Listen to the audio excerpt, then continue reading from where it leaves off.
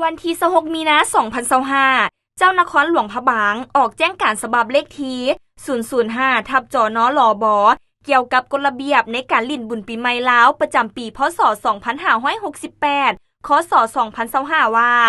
1. ให้บรรดาสำนักงานองค์การกรมกองรัฐวิสาหกิจธนาคารบรรดาบริษัทห้างห้านโรงแรมเฮือนพักร้านอาหารองค์การปกครองบ้านพนักงานทหารตำรวจตลอดฮอดพ่อแม่ประชาชนบรรดาเผ่าคนต่างดาวและคนต่างประเทศที่เข้าร่วมลิ่นบุญปีใหม่ลาวอยู่หลวงพระบางเมืองมรดกโลกทุกคนต้องเป็นเจ้าการเคารพระเบียบกฎหมายอย่างเข้มงวดและเข้าร่วมเฮ็ดเวียกงานป้องกันชาติป้องกันความสงบให้กลายเป็นของทั่วปวงชนรอบด้าน 2. ให้ทุกภาคส่วนพร้อมกันจัดตั้งป้องกันเวรยามอยู่บรรดาสำนักงานองค์การห้องการและบ้านแต่ละครัวเรือนก็ต้องมีคนอยู่เฝ้าเรือนตลอด24ชั่วโมงเพื่อเป็นการสกัดกั้นแก้ไขเหตุการณ์ความบ่สงบที่อาจจะเกิดขึ้นเป็นต้นแมนการลักทรัพย์สิงทรัพย์ปล้นทรัพย์อัคคีภัยไฟไหม้และอื่นๆ 3. การจัดตั้งพิธีรดส่งน้ำเพื่อเป็นการอวยพรซึ่งกันและกันให้อยู่ในขอบเขตฮีตของประเพณีและขนบธรรมเนียมและต้องได้ขออนุญาตเสียก่อนห้ามบ่ให้กระทำในสิ่งที่เป็นการแตะต้องถึงจิตใจชีวิตสุขภาพร่างกายเกียรติศักดิ์ศรีของบุคคลอื่นเช่นห้ามบ่ให้นำเอาน้ำบรรทุกใส่รถทุกประเภทโลหดน้ำใส่ผู้คนที่สัญจรตามท้องถนนบ่ให้มีการต่อท่อน้ำตั้งถังน้ำอ่างน้ำออกมาลัดหดน้ำใส่กันอยู่หนทางเฮ็ดให้กีดขวางการสัญจรแออัดติดขัดเกิดอุบัติเหตุปล่อยดาพิษเถียงกันอาละวาดตีกันและอื่นๆห้ามบ่ให้เอาน้ำสีน้ำมันเครื่องน้ำแสน้ำกรน้ำผสมสิ่งคันคายแป้งขี้มินหม้อและน้ำใส่ถุงทุกประเภทแกว่งหรือโยนใส่กันแปดท้าใส่กันเฮ็ดให้ผู้อื่นเปื้อเปื้อนซึ่งเป็นการฉวยโอกาสล่วงละเมิดสิทธิทางด้านทางกายของบุคคลอื่นสำหรับมื้อแฮหวอขึ้นแฮหวอลองห้ามบ่ให้ใส่ปืนฉีดน้ำเปื้อนน้ำสีหดใส่หนังหวอหรือหนังสังขารโดยเด็ดขาดห้ามบ่ให้นำเอารถป้ายลาดหรือรถป้ายสีฟ้าแล่นเที่ยวลิ่นหดน้ำอยู่ตามท้องถนนตามตัวเมืองยกเว้นการเคลื่อนไหวปฏิบัติหน้าที่ทางการเท่านั้น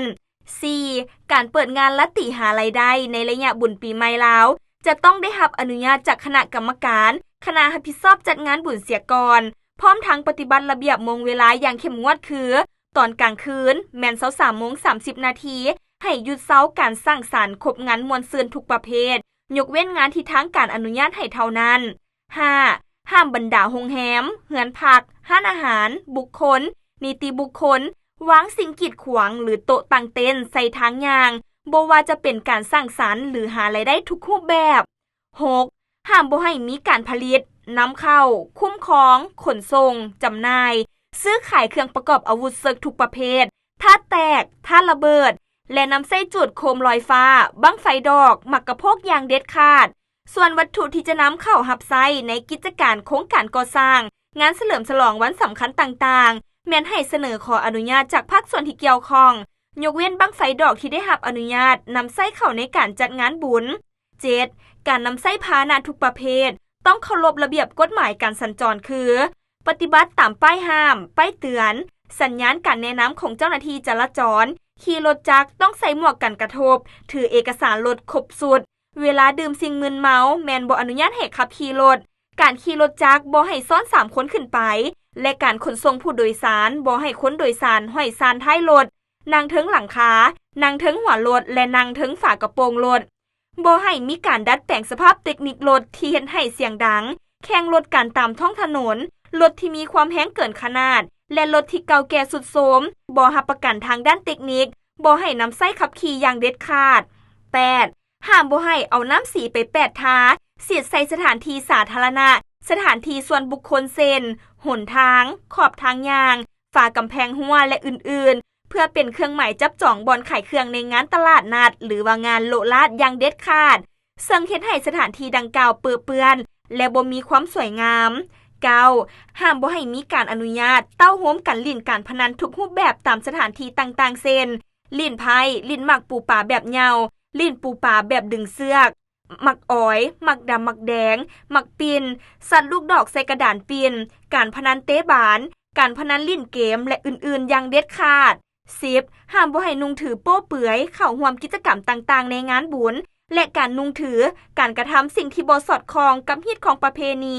ระเบียบกฎหมายเช่นนุ่งทรงนุ่งกระโปรงเข้าวัดหดส่งน้ำผ้าแต่งกายบ่สุภาพนุ่งเครื่องบ่ถูกตามวัฒนธรรมลาวแสดงสิ่งลามกอนาจารและอื่นๆ 11. ห้ามผู้ประกอบการทุกประเภทสวยโอกาสขึ้นราคาที่พักเครื่องอุปโภคบริโภคค่ารถโดยสารค่าเรือท่องเที่ยวและค่าสินค้าอื่นๆอย่างเด็ดขาด 12. ห้ามสวยใช้โอกาสย้ำบุญเต้าโฮมค้นโดยบ่มีเป้าหมายเคลื่อนไหวทางด้านการเมืองที่คัดต่อแนวทางนโยบายของพรรครัฐมั่วสุมลิ่นการพนันค้าขายยาเสพติดและการค้าประเวณี 13. ให้สำนักงานห้องการองค์การจัดตั้งสังคมองค์การปกครองบ้านครอบครัวพร้อมกันจัดตั้งประดับประดาและอนามัยรักษาความสะอาดสำนักงานห้องการสถานที่สาธารณะเฮือนซานบ้านซองตามขอบเขตความรับผิดชอบของตนเพื่อเฮ็ดให้นครหลวงพระบางมีความสะอาดสวยงาม 14. บุคคลหรือกลุ่มคนใด